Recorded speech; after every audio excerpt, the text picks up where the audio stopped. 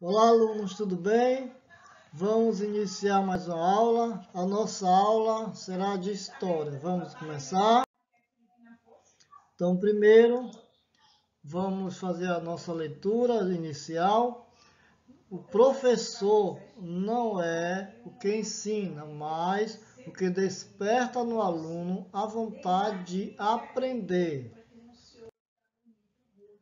Conteúdo da aula: a migração de nordestinos e a extração do látex, os nordestinos e a construção de Brasília, preservando a Amazônia, páginas 106 a 109. Primeiro vamos lembrar o Dia do Índio. Todo dia 19 de abril comemora-se no Brasil e em vários outros países do continente americano o Dia do Índio ou o Dia dos Povos Indígenas. Há outra data destinada à mesma finalidade, mas a nível internacional, que foi convencionalmente determinada pela ONU em 1995, trata-se do dia 9 de agosto. Dia do Exército Brasileiro. No dia 19 de abril comemora-se o Dia do Exército Brasileiro. A data é marcada pela primeira luta dos povos do Brasil contra a dominação holandesa em 1648. Os indivíduos que treinam e lutam para defender os espaços e direitos de um país são integrantes dessa corporação. Vamos iniciar aqui com a nossa leitura referente a deslocamento de nordestinos para outros lugares do Brasil. Ocorreu em diferentes épocas. Em 1877, por exemplo, houve uma grande seca no Nordeste. Por isso, muitos nordestinos deixaram sua terra natal e foram para a Amazônia para trabalhar como seringueiros. Eles passavam o dia nos seringais, extraindo o látex para ser utilizado na fabricação da borracha, que era vendida para outros países. Naquela época, conhecida como ciclo da borracha, o látex da Amazônia tornou-se uma das maiores riquezas do Brasil, atraindo milhares de migrantes para a região. Mas, por volta de 1910, houve uma grande queda do preço da borracha no mercado internacional, ocasionando uma crise na exploração do látex. Com isso, uma parte dos migrantes retornou a seu lugar de origem. Outros permaneceram na Amazônia e passaram a se dedicar a diferentes atividades. Entre os anos de 1940 e 1945, no entanto, o látex brasileiro voltou a ter grande importância e passou a ser um produto bastante procurado por outros países. Dessa forma, milhares de novos migrantes nordestinos deslocaram-se para os seringais na Amazônia, como já havia feito nos seus antepassados. Aqui, é a foto de um seringueiro extraindo látex na Amazônia por volta de 1910. Aqui também vocês podem ver que é o que? O ciclo da borracha. Eles estão comemorando a vitória sobre o trabalho dele. Um Um outro importante deslocamento de nordestinos ocorreu na época da construção de Brasília, entre os anos de 1956 a 1960. A construção de Brasília ocorreu entre os anos de 1956 a 1960. A mudança da capital do Brasil, do Rio de Janeiro para o Planalto Central, requereu uma enorme quantidade de recursos financeiros, materiais e humanos. O presidente Juscelino Kubitschek, no entanto, usou-a como propaganda nacionalista e modernista a fim de exaltar seu governo. Brasília, além de capital do Brasil, também é a sede do Distrito Federal.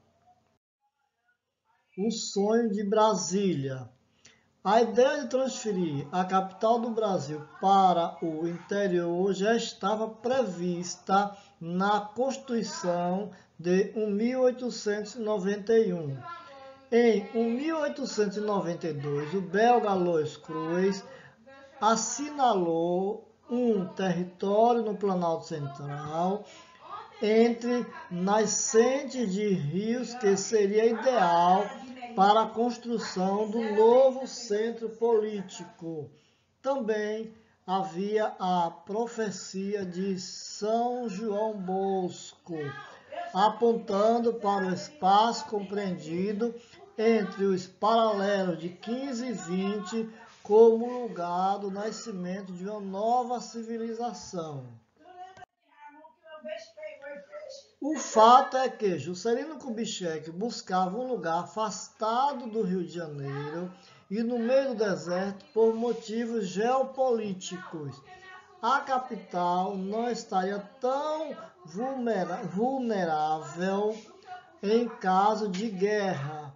A pressão popular sobre o governo seria menor.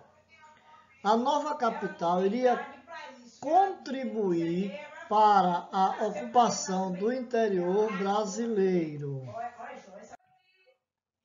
Calcula-se que cerca de 30 mil trabalhadores, originários principalmente do Nordeste, tenham ido para o Distrito Federal para trabalhar na construção da nova capital brasileira.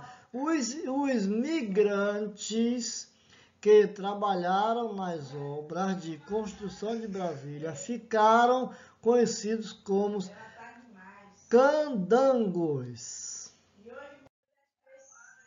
Então, aqui, veja a foto que retrata candangos trabalhando na construção de Brasília por volta de 1960.